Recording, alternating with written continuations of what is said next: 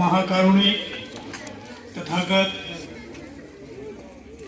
Bodhisattva doctor Babasaheb Ambedkar, Mahatma Jyotiba Phule, Shahu Maharaj या महापुरुषांच्या विचाराला प्रथम अभिवादन।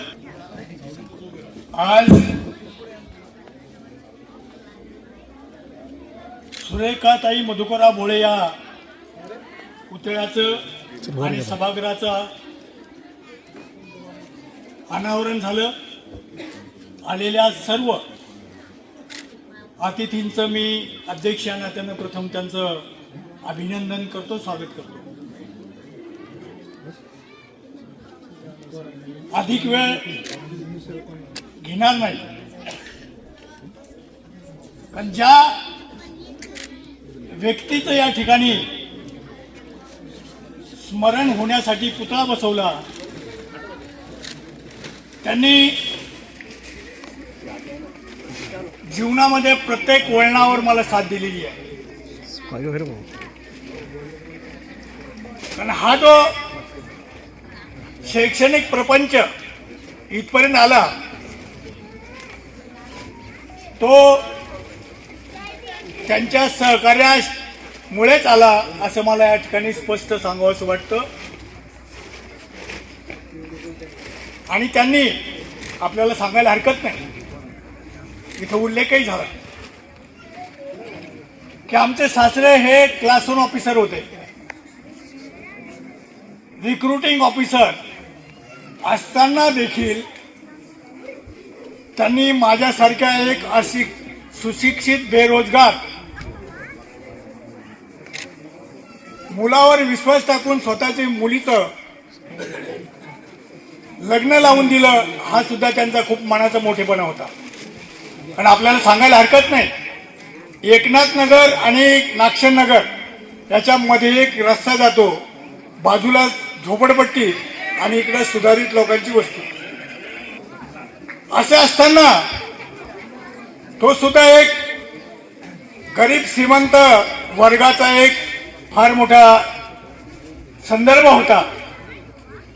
परंतु त्यांनी बघितलं की आज हा विद्यार्थी मुलगा नागशेन नगर सारख्या झोपडपट्टीमध्ये जरी राहत असला तरी हा भविष्यामध्ये काहीतरी करू शकतो, असं आमच्या रामचंद्र करपकांडे या सासऱ्यांनी ओळखलं आणि त्यांनी मला स्वीकारलं। कारण जीवनातले अनेक प्रसंग आहेत, मी थोडक्यात आपल्याला ते शेअर करणार आहे। म्हणजे इथं गरीब श्रीमंत जी तरी असते ती न बघता कर्तृत्वाला त्यांनी प्राधान्य दिलं आणि म्हणून आमचं लग्न झालं। त्या काळामध्ये भाऊनी आता उल्लेख केला की हुंडा न घेता ज्यांनी लग्न केलं त्यांना नोकरी लावण्याचं शासनातर्फे जाहीर करण्यात आलं।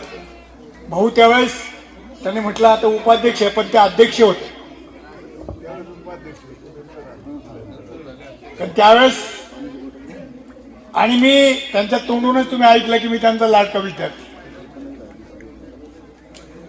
अशा स्थितीमध्ये त्यांनी मला बोलवून घेतलं आणि सांगितलं की बस असं आहे, कारण शेवटी तुमच्या लक्षात आलं असेल की गेल्या 50 वर्षापासून ज्या ज्या वेळेस सामाजिक राजकीय आणि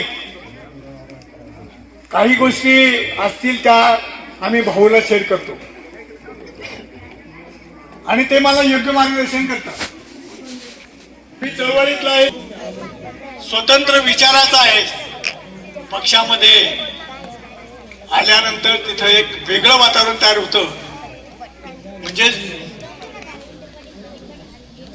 आजी करणं म्हणा किंवा याच्या पाठीमाग पळा तसं करण्यापेक्षा तू स्वतंत्रच राहा आणि स्वतंत्र विचार श्रेणीनं तुझं काम चालू ठेव, हे त्यावेळेस त्यांनी मला सांगितलं आणि तेच आम्ही लक्षात ठेवलं। वास्तविक पाहता माझ्या जीवनामधल्या अनेक प्रसंगामध्ये मोठ्या ज्यामध्ये मेनका गांधी असेल, संजय गांधी असतील, पवार साहेब असतील, यांचा माझा अत्यंत जवळचा संबंध आला। परंतु भाऊनी जे सांगितले की राजकीय पक्षात जाण्यापेक्षा स्वतंत्र तुझं अस्तित्व कायम ठेव आणि त्या पद्धतीने वाटचाल कर. त्या पद्धतीने वाटचाल केली आणि त्या वाटचालीला माझी अर्धांगिनी यांनी खूप. तुम्हाला एक आणखी उदाहरण सांगतो. जेव्हा शाळेला अनुदान नव्हतं, आमच्या प्रास्ताविकामध्ये देशमुख मॅडमने मांडलं, अनुदान नव्हतं तेव्हा 1250 रुपये पगार यायचा. तो पगार आम्ही शिक्षकांना मानधन म्हणून वाटप करायचो. पण तो हे करताना त्यांनी कधीही म्हटलं नाही की मी नोकरी